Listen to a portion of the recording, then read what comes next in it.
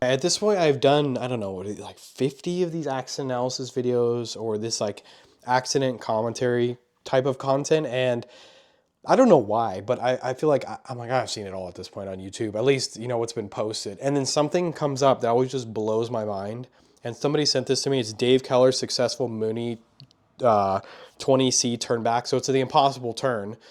And this is like butt puckering to watch. I could not believe this landing and what he did to maneuver this. So I'll play the video in a second, but if you guys don't know what impossible turn is, it's basically the idea that below, when we do a rotation, let me get my little miniature airplane. So we rotate, right? And the idea is, and this depends on like density, altitude, wind, the type of power failure you have, but it's strongly discouraged not to turn back to the runway that you just came from. Generally speaking, at least this is how it is at the schools, if you are less than 1,000 feet AGL. And some people would argue that if you're above 1,000 feet AGL, let's say 1,200, and even then it's not worth it. Because what happens is people do that rotation, they lose engine power, and they do the impossible turn at, let's say, 1,000 feet AGL. They get real slow, they get panicked, and then they get into a stall spin. So it's not that the impossible turn is actually impossible, and then right when you hit whatever marker you have, like 1,000 feet AGL, it's not like you're not going to make it. There are probably certain situations, depending on atmospheric conditions and winds, that you could very well make it. It's just strongly discouraged, especially for newer pilots. But this guy clearly has some experience under his belt and balls of steel, because this landing and this recovery was absolutely insane. Let's watch this together.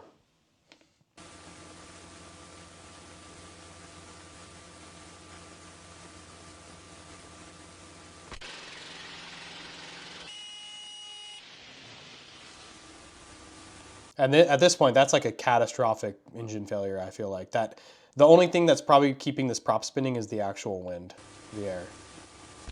But you hear that, sounds like a piston shot out of that thing. Immediately turns around, puts the nose down.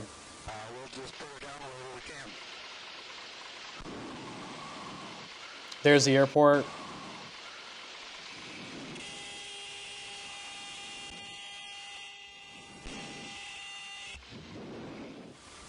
That beeping is probably the angle of attack indicator or the stall warning horn system. But at this point, he's just trying to get anywhere back into the airport. This is the runway he took off from. You think he's going to land here, huh?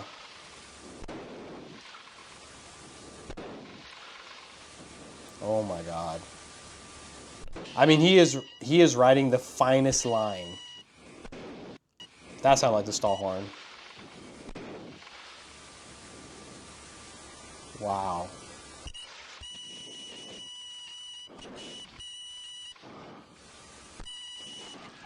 My God. And he's right at the edge of the runway. He's got maybe 150 feet left. That is crazy. And the prop stopped spinning. So the engine was probably completely out. Or Daniel. Wow. Or very close. Oh my God. That was honestly the most insane impossible turn video I've ever seen. That was crazy. But yeah, first thing he does, so if you encounter this situation, and go through this training with your flight instructor. Ask your flight instructor, hey, if we are plus 1,000 feet AGL, can you and I try the impossible turn together?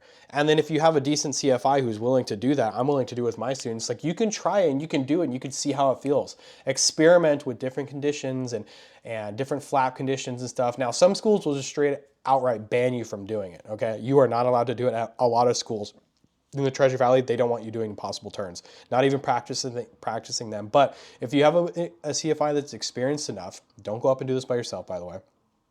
If you have a CFI that's experienced enough, go and try this out. See if he's willing to do it. And if he's not, then he's not. If he is, then you can kind of see how it feels and maybe why you should or should not consider this. Maybe the better alternative for you, if you encounter this situation, your 1,200 feet AGL is not turning back to the runway for whatever reason. Maybe it's terrain, maybe it's winds, density, altitude. Maybe your better alternative is landing in a field somewhere. Now, while I'm looking at this, there's not a lot of places to land.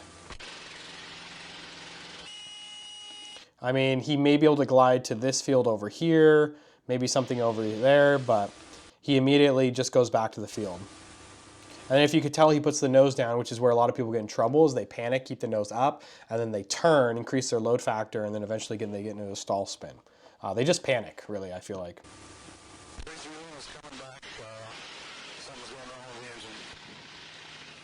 There's some fields over here.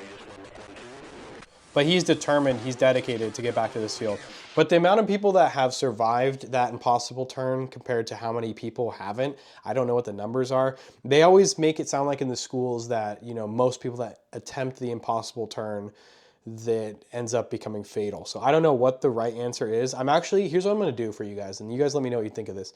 So coming up on the new year, I got a plane in Caldwell that I have access to. It's a Cessna 172 Sierra model.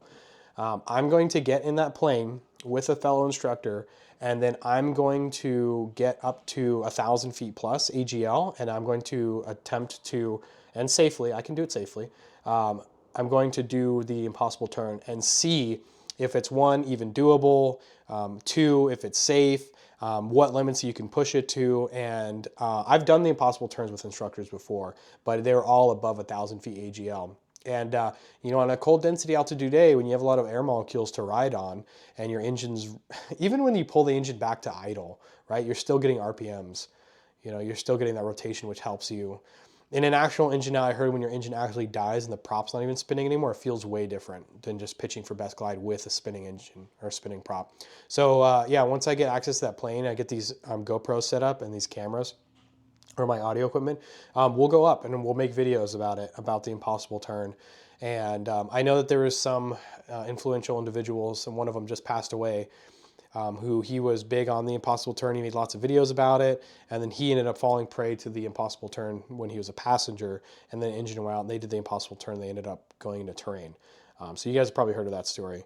But yeah, I think I could safely perform it at a safe altitude and kind of just show you guys why you should not do this maneuver, why you should if you have the altitude. I don't know. I think it'd be a fun experiment. But anyways, this was absolutely butt puckering. I mean, I was like dripping sweat watching this for the first time. And his breathing, something about his breathing makes it so much more intense because he's like, he reminds me of one of those guys in the G-force chamber where they spin you around really quick and you have to, like, as your face is being pulled down, you're because you have so much adrenaline in your system and you have to control your breath or else you're going to pass out. I remember when I got in my first in-flight emergency, the first thing that I noticed on top of my problems was my breathing and how hard it was to control my lizard brain, right? My instincts. But anyways, this was a really great video and I'm really glad that this guy was able to post it. But yeah, I think that's about it. I'll see you guys.